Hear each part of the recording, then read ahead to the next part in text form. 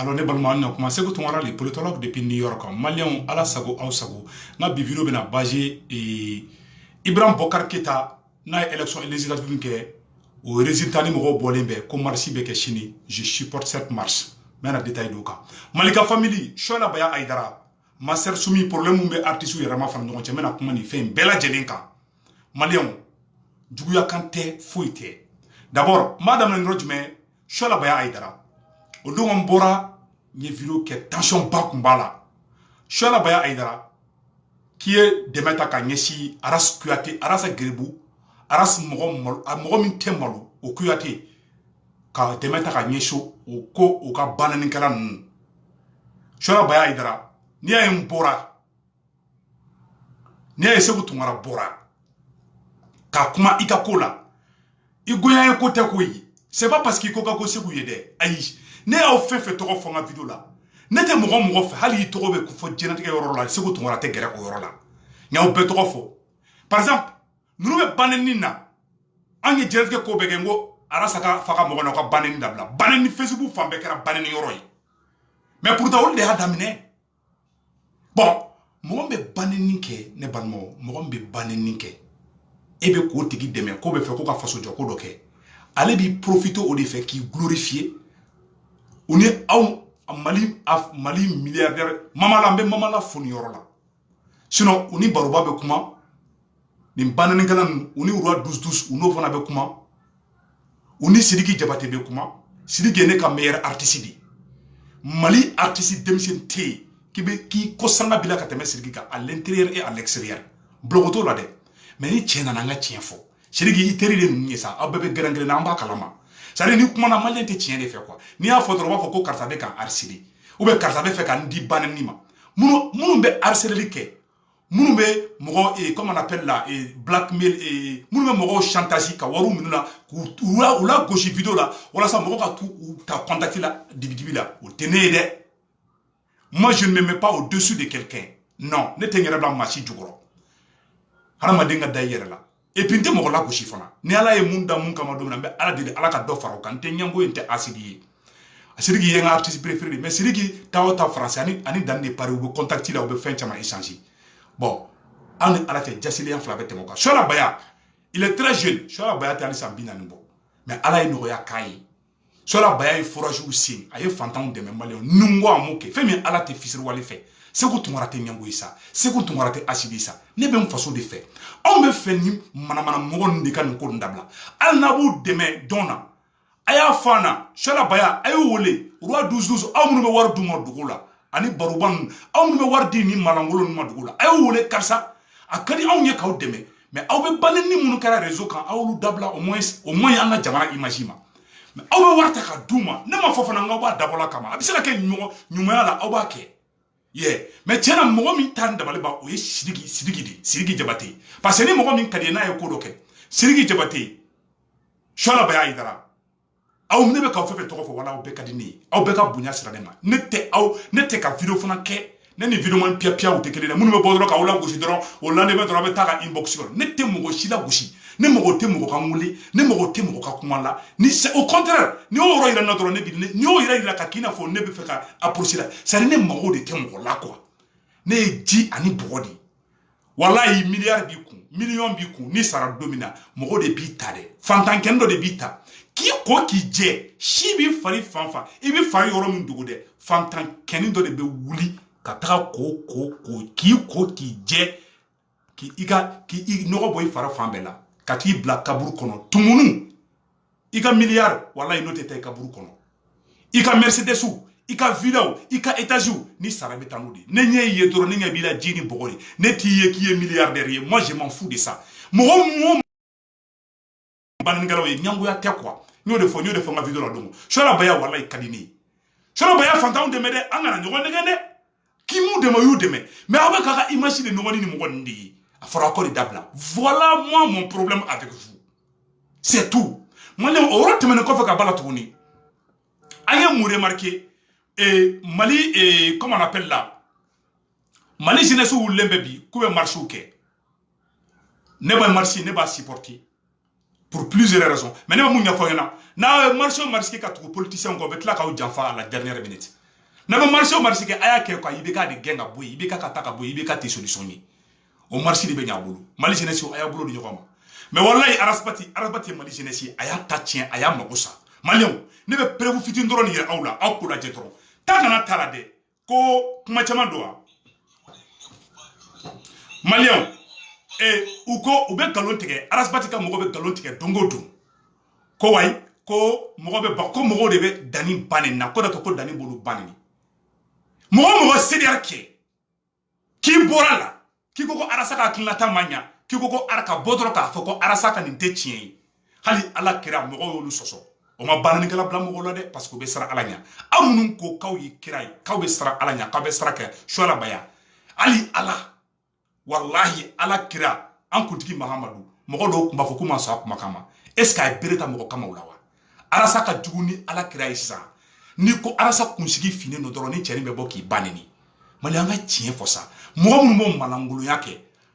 nolu na ko be demeke muna o te baneni ndabla ni ura dus tara u beta gera ulla ubu ka numero ta ni siriki te batte tara ubu lu ka numero ta ubu deli de dala gere bonu de do ube beta ni mo ni de deli ni mo ni be waru duma dogola mali maw ube balo tan to wala ambe ka boko de tien fo ngena pima foroto ka vocal do bora ani baruba be ka communiquer baruba kelengelen anu be ka communiquer asu sangari no tara farasi obo no ma wardi danima o 2000 euros ni fawni o be se ka banen dabla wa malien wa nga chien fosa aw de wele kuma ba aw de be waru duma aw de be ku balo o ka tla ka mo waru baw neni o ka jamana image tien ne be ka fo o de ka dabla aw shi ko mangoni ne aw ne be ka fefe to ko bi aw be ko nyana mo kemalla uro 12 be mul di mali artiste ma baruba fana bete aw ye mali artiste folo la ma ou de waro so mais bi grâce à uro 12 grâce à baruba grâce à mamala comme djeu artiste ou be donu ko yere di parce que ayaw jow koro ala di ba aw sarawla mais aw kana ka nyumoya ka bolo jugumay shona baya idra ifana ye fantam deme wallahi sebu tumara te fisir wali nete sara aw jugu atene kono kwa nete hasidiye nte ka wula gushi nte ka baw di ne nima ne mo be wali babunya bi yere babunya ara sata ba fo to ara sabe ni ncheri bla be mo baneni wallahi aw kadine ma aw be ka nunu be ka negende ka aw balo awla ka malion be baneni o fana man kansa o ka fosa o man so ni mo ya ali ki mena corona kuma ne don dai tege parce que yada madi ka ke horoni ika moluya ko e femi ni o ke woso ko ye koro ka fo ke ja e rete malu mambe boka wali mo bawneni ku boka ta fe ko na to fo e be to ka war do ma dugula ko adamade o te adamade ye hypocrite di parce que na fo e bama eta dama cheche bobo ki banen e réseaux sociaux ça va katla ki woro do itota abe banen ni munuke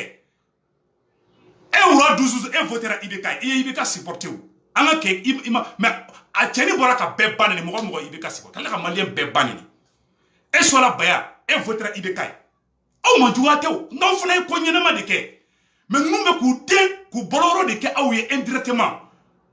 mais aw te ko yew c'est ko tomara et voit très loin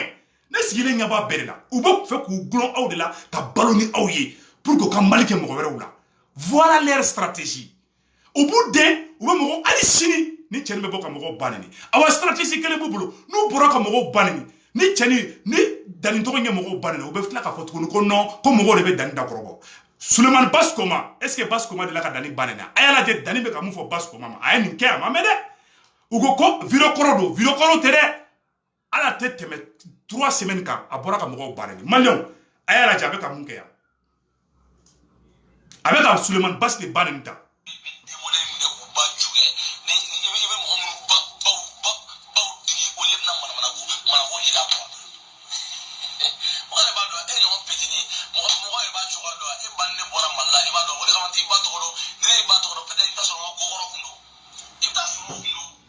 ayeni fo Suleiman Basko madima malion e mo gambe fo wali baw ka kulisi ko nakara le ka dogli daworodi wali baw ka kulisi ko nakara ale ka micro di kebo deme ke e deme kala yi e te deme kala e faso chiladi o ne o dron de fo c'est tout digira mo mina wallahi ko ra kiti badi fe ni adigile aw kelengel na fenfena malgré que ne bɛ ka nin prévu yira n ko ninnu jogo de ye nin ye ninnu bɛ fɛ ka balo aw la de ninnu b'aw de wele Asu Sangare dɛ Sidiki Jabate dɛ u b'u gulon ni mɔgɔ de la ni waritigiw ni artistes u b'u gulon de la ka to k'u tɔgɔw fɔ ka tulonkani bulu la an ɲɛ b'o la u bɛ ka ne ta tɛ k'a bɛ ka ne ban o tɛ o a ye Basi ban na digira ne la mais a bɔra a Basi de bannen tan est-ce que Basi Koma ye cɛnin bannen ya Basi Koma ma bannen mais n'a bɔra ka nin fɔ Basi Koma de ma mais u kalabanci u bɛ galon tigɛ u tɛ miiri u bɛ tagasi Mali ko ɲuman jumɛn bɛ yen ko Malika ma mun kɛ ni mɔgɔ ninnu ye o tɛ ka Malika famille fɛn bila ni ye jɛnɛya kɛ jɔn bɔra ka sutura Malika tɛ yan artistes bɛ kuma kelen fana ɲɛfɔ ɲɛna bi aw kana yɛrɛ to vidéomaninw bolo Alusam Master Sumi Koma Jabate aw de bɛ fala aw de bɛ bala a y'aw bolo di ɲɔgɔn ma aw ka nin kɛ ji bɔnnen a y'aw bolo di ɲɔgɔn ma aw ka nin kɛ ji bɔnnen ye ne b'o dɔrɔn de fɔ a ɲɛna aw kana nin ko in sama sama aw ma ɲɔgɔn faamuya de aw ye artiste de ni bɛɛ fara la artistes fana ka fara bɛɛ lajɛlen ka fara maliyɛnw a tɛ bɛn quoi donc o yɔrɔ tɛmɛnen kɔfɛ ne bɛna mun fana yira aw la maliyɛnw o tɛmɛnen kɔfɛ a y'a lajɛ Arasibati mun fɔ yan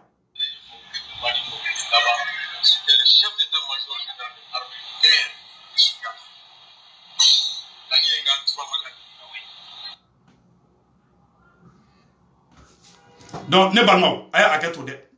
donc a yɛrɛ y'a ye sa a mun fɔ donc ne b'a deli Ala fɛ a y'a essayer a ka ɲɔgɔn faamuya toujours Malika famille k'a fɔ fana ko ne bɛ ka CDR kɛlɛ k'a di Malika famille de ma ne tɛ Malika famille la aw bɛɛ ka kan ne ye aw bɛɛ ka kan ne ye mais an ka dan ka miiri an danbe dɔrɔn na ninnu bɛ ka mun kɛ adamadenw na o yɔrɔ dɔrɔn de don ko sinon mɔgɔ si juguya tɛ ne kɔnɔ mais ninnu tɛ barikadenw tɛ quoi maa b'i ba fɛ i b'i ba bonya i bɛ muso valeur dɔn i man ka tugu ni maa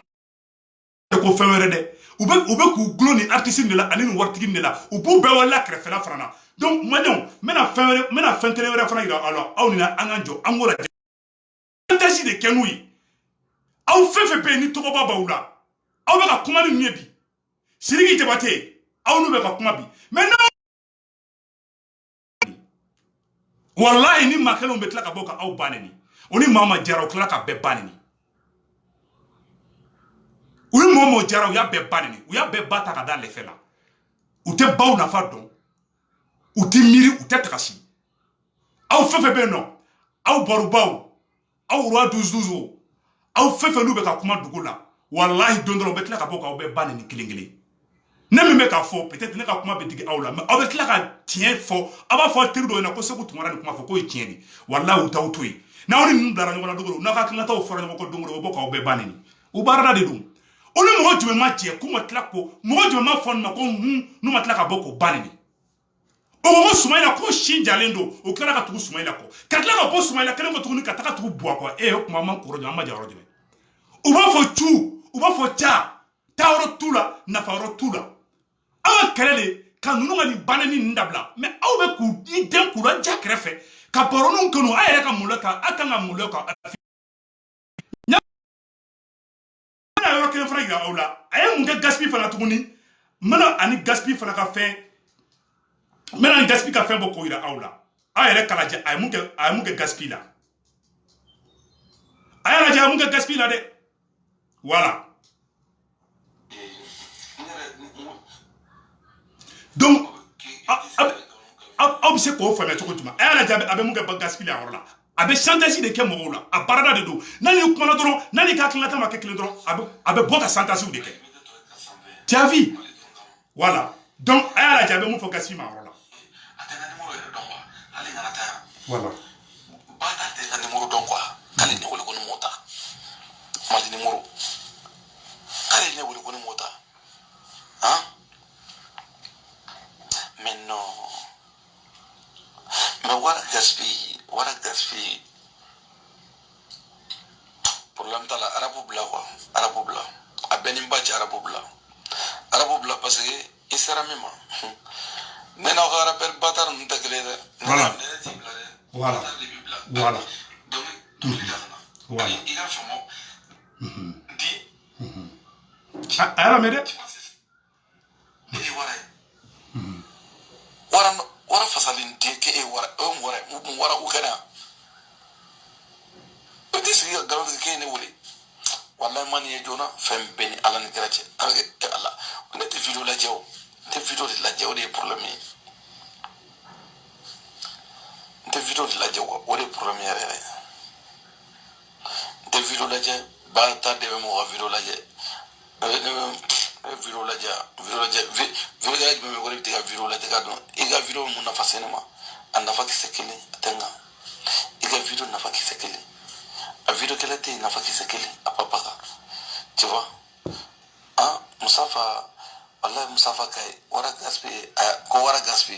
o tɔgɔ ni yɛrɛ tora mɔgɔw da sa o suma mais problème t'a la ay gaspi fanu a y'aw ka gaspi wele ko sini ka kana ko n ma d'a ma fila saba hali se ala ka du kɛnɛ u ka du kɛnɛ a t'o fa u ka du kɛnɛ comment n b'a fɔ cogo di n yɛrɛ taara n b'a fɔ cogo min na comment la bon voilà a ye mun fɔ gaspi ma a yɛrɛ y'a mɛn sisan voilà daba diɲɛ la k'e ne wele hali ba kun ye ne wolo quoi k'i ka galon tigɛ k'i ye ne wele e ma ne yɛrɛ cɛw la ka ne wele ne bɛ baga mɔgɔ ma ka mɔgɔ wele o ne bɛ baga mɔgɔ ma k'e ne wele k'alo ba kun kana wolo ko wara gaspi ka alo ba ko kun kana wolo ma ne dalaka ye mɔgɔw baw a ye nin chantage de kɛ mais gaspi ne bɛ jigin e la wallahi billahi ne bɛ jigin i la il paraît que nin kɔfɛ gaspi den k'a wele tuguni a bɛ nege mɔgɔw la o a bɛ bagabaga ou bien i bɛ taa sɔrɔ sa nɔ nin waritigi caman bɛ yen nɔ u b'u ka sunkuruw dɔn n'u y'u ka sunkuruw dɔn dɔrɔn u bɛ chantage nin kɛ n'u ye dɔrɔn u b'u den ka wari ninnu d'u ma a kana b'u ka chantage kɔnɔ wallahi ninnu ye faso kumasuludenw de ye n bɛna a yɔrɔnin lasigi dɔɔni an bɛ voilà voilà a y'a lamɛn dɛ voilà i b'a k'i ba kama a k'i ba kama comme n ka numéro dɔ bɛ yen n tɛ se k'o d'i ma public la quoi parce que n'i y'o di sisan bɛɛ b'o ta o tɛ public numéro ye quoi sinon n'i ye n wele o la hali ni m'a sɔrɔ n yɛrɛ bɛ tila k'i wele e ye fugari den cɛ min bɛ wele ko ma ko fo de k'ale wele fo gaspi de k'ale wele kɛlɛ bɛ filɛ dɛ ko gaspi k'ale wele dɛ a bɛ nin de kɛ ni mɔgɔw ye n'a ma kɛ video la a b'a kɛ inbox la a y'a lamɛn dɛ daba den la k'e ne wele hali ba kun ne wolo quoi voilà bon a yɛrɛ nin bɛ sa mɔgɔw baw nɛni de y'a dala kan ye ko nin ye sympathisant ye ko nin bɛ fɛ ko ka sɔrɔsi musow dɛmɛ a bɛ minnu ba nɛni a dɔw ye sɔrɔsi denkɔrɔw ye ka tɛmɛ e bɛ ka mɔgɔ minnu nɛni e bɛ tila kaburu dɛmɛ a dabɔ kun tɛ dɔwɛrɛ dɔrɔn ka Malika ka projet saboter donc n bɛ mun ɲɛfɔ ɲɛna Sidiki Jabate aw kana bin na et bu bɛ ka ko kelen fana kɛ maliyɛnw m'u ka sɛgɛrɛni fara ɲɛfɔ ɲɛna bi u bɛ ka taa mɔgɔw harceler de ka taa don mɔgɔw kan ka mɔgɔw wele a ye wari d'an ma dɛ a ye wari d'an ma n ka nin kɛ o si tɛ problème ye o si tɛ problème ye mais ne bɛ mun ɲɛfɔ bɛɛ lajɛlen ɲɛna dɔrɔmɛ ninnu tɛ den ɲɛnamaw ye ninnu tɛ faso jɔlaw ye dɛ ninnu ye faso cilaw de ninnu ye faso kumasuludenw de ye n'i b'i ba fɛ i bɛ muso valeur dɔn cɛncɛn kɛnɛ minnu dɛmɛ publiquement u tɔgɔ ye den qualité min ye parce que an tɛ se k'an sigi an ka jamana kumasuludenw ka wuli k'u bɛ ko dɔ kɛ ka jamana lagosi an tɛ mɔgɔ si dɔgɔya dɛ ne t'a dabɔ mɔgɔ dɔgɔya kama ne t'a dabɔ mɔgɔ lebuli kama n tɛ bɔ ni mɔgɔ ka vocal ye n tɛ n da don mɔgɔ ka vie privée la n t'i ba tɔgɔ fɔ n t'i fa tɔgɔ fɔ mais i ye den mun ye n b'o fɔ diɲɛ bɛɛ b'o ye a banna n bɛ sujet mun kan n'o ye Maliko ye an b'o sujet de kɛ parce que ninnu ni ne ninnu bɛ baro la dɔrɔn u bɛ sujet yɛlɛma de donc maliyɛnw nin tɛna kɛ video jama n bɛna video bila yan yɔrɔ la Arasa ye walibaw kɛ i n'a fɔ marasi de c'est pour cela ne na Arasa tɛ ka ɲɔgɔn faamuya filanan a ye mɔgɔw tɔɔrɔ Faransi prévu kow ni fɛnw na ko mɔgɔw b'a na ni prévu ye ko n'a ka sɔrɔ ko Faransi de bɛ ko k'an tɔɔrɔ donc maliyɛnw n bɔra n'i y'a ye n dimina n'a tɛ bɛn a bɛ kɛ ka da nin yɔrɔ nin de kan donc juguya kan tɛ foyi tɛ Alusam Master Sumi mille la kuma nin dabila nafa foyi tɛ nin na maliyɛn jeunes bɛ bɔ sini lundi a ye bɔ vraiment a ye bɔ a ka IBK gɛn a kana fɔ ko élection ma ɲɛ dɛ a ye bɔ dɔrɔn k'a fɔ IBK ka ko yɔrɔ de ɲɛfɔ bɛɛ lajɛlen wa salamu aleykum wa rahmatulah wa barakatu donc ala ka hɛrɛ kɛ bɛɛ lajɛlen ye ala ka hɛrɛ kɛ maliyɛnden bɛɛ lajɛlen ye Dani tɛ faso jɔla ye dɛ Dani ni faso u tɛ faso in na avancer donc a y'aw sebu sen na u bɛ fɛ ka balo aw la de u balo de ye video in ye o e ma u tɛ ka banni nin dabila parce que u bɛ balo la de u balo fɛn de don ou ba ballonné awde awte ka yorode yene c'est moi je vois très loin ou bu terenu taw ye ima abe gay gaspi baga tro gaspi bina ka jokon donc gaspi ya wuli o ko fe tuguni dan gora ka video ke ko ura 12 kuma la ni gaspi che e ma ka yogoro isa ura 12 ni ngela rakoy ban ngela anga nyoro blan woro la mo la gosi te kwa ni ndola mo fana gasilo bi ya fama ambe ka fo ka dabla di ni tan faso dambe nte de mere ka banani kala faso mo mo be ka be malien be banani mo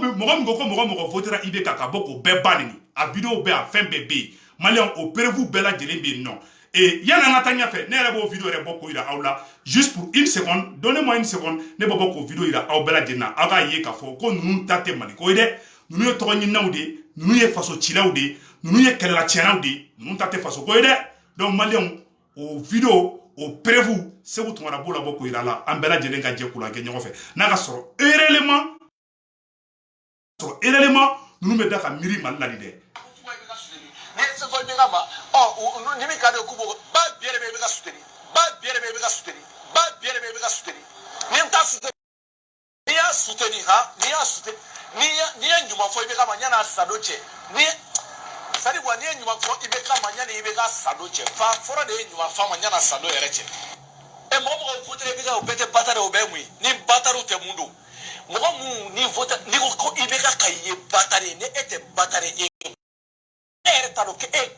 kalo wolo sari kalo wolo vlade kalo kononto de kalo dutru de dem blale batari sari non c'est pas possible. OK donc ayere belaje ko mo go ibe ka kan awo be banani ura duzu e go ibe ni ne ambe bola baruwa ambe bola o yambe re banani ne re bola male ko ni go ibe ka kan ko ni ibe ka ko ni o mo kala mbo fo shola baya aidara campagne ke ibika ye ay be baden ko kalo kononto de ay ne segu tumara ko ay shola baya aidara ko ay bela jelen ko mali ay ta sa ko la jessa ay ala je doro ni mai comme mina ni projet comme ko et puis banen ni amada bla de avec à continuer toujours ka alimenter ko ni faso jola comme mo kan ni mo be boka be baden ni bi ba fe be woni ba fe be miri be takasi nunu ma tali do manga boku deme o foto ka foko alhamdulillah ko ala ka o deme bana ayu daga taka bo dala u be fa ka balo awlad alla yo wardi aw fino kelo kono be klaka malien be bani ni tukuni malien abe fore adabla ni te bara la kuy abe balo sirigi tabate war won mundama ura duzu war mundama mun be non ni u temiru to fa to bo fo ma valeur do famu bawla ma valeur do woli muso la ma valeur do muso la ma valeur do u demso la mun ma valeur do muso yere la mun ma valeur do ala valeur do akira ma valeur do alu masawla on debe tuguni denkalte ko voilà la vérité ay atene na tirane kuna ne ba fo ay be ba ni mo ibe ka suteni e shola e campagne ke ibe kayo malika fana malika mo ke o mo inside malika ko wadne de me yene ka kodo tian ma jani de parce que beta malla mo voyage ni bege malla mo tara malla che iya nyonyi mani ne iya ni bitiki malika ko toro be sra che malika mo tama yidi ka na nyogo ndegende jabi ambo bo amanga yela nu ke sisa no ni hal ni toro ka nyonyi manu ye ni ayeli jigira malika ko toro che na ibi clé no ni wa ne cousin do re kumbe no aya ale kenu ale kumbe farote de ba ko farote ligala che malika ko damena ko che ko malika ko mbe sena ki jogo ne kan clé fali ko la che. Donc Malika, merci pour ça. Sinon, Malika be dofo may watara ne ka karamogo di. Mais ne te mogo kele karamogo ne fa plein. Depuis ne djebe kele dugo no fo karamogo ya dro ne simo ne te mogo kele karamogo no fe. Sinon ali chine abene kuna comme may watara tini référence. Mais Malika ma mogo no fe kele dabla. Mogo ka nani Malika ka kila ta betikili ni. May watara ka dine mais ne ba ya be bo abe dofo may watara ma. Mais ne ta kele ala. Mais yoro la ambe akila ta woro la. Yoro do la angaklata kay me yoro do angaklata ou tenyogonta. Donc la vie même c'est comme ça. Ante ka mogo diago ya kaklata beka ke kligne aish. C'est la liberté d'expression. Mais souvent abe fe ne ya ereruke. Ne ereruke de. Ne ereruke wallahi, j'ai fait des erreurs. Mais ambe ka bo erreur konal ala kan bela jele kisi erreur ma. Donc Malika, merci beaucoup pour ton combat. Ça Aras Kouyaté, Aras Djeliba. Emae Dali ma bossa no ka gaspi la gauchia o gaspi ba wole kere fetora bo war delula abe delike abe deli mu gali sara mali fama be CDR mɔgɔ bolo manjanw de don sarakadelilaw de don fadensagow de don u tɛ miiri u tɛ tagasi u b'i ba neni bi sini u bɛ tigi jɔ i ka da la ko dalagari fa neni bi k'i ba neni bi sini u bɛ tila ka t'i jɔ k'i deli hali u tɛ maloya u tɛ miiri u tɛ tagasi a cɛ ninnu ta kɛra maloya ninnu ye mɔgɔ munnu hali dilan kelen kan donc n bɔra k'o de yira la ninnu tɛ den ɲɛnamaw ye k'a fɔ fana ko n bɛ ka Malika la fasaw ma o tɛ dɛ non Malika ka côté minnu bɛ n'o Malika kɛlɛ la non n t'a kɛlɛ parce que n'i ye mɔgɔ dɔ kɛlɛ mɔgɔ dɔ e bɛ mɔgɔ dɔ kɛlɛ ka taga négociation kɛ o de kɛra na 5 avril la fɛn kelen fana Malika ko diya n ye yanni n ka bɔ vidéo la n b'o fɔ le mouvement 5 avril Malika ko k'a t'a la Malika ma soutenir dɛ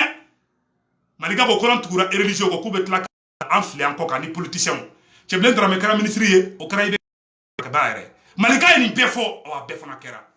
donc o yɔrɔ la n bɛ Malika fo vraiment ni mɔgɔ ka fɛn ninnu kɛra n'a ɲɛna il faut aimer la vérité sinon Arasa yɛrɛ fana filɛ a bɛ tiɲɛ dɔw fɔ la o a yɛrɛ ka intérêt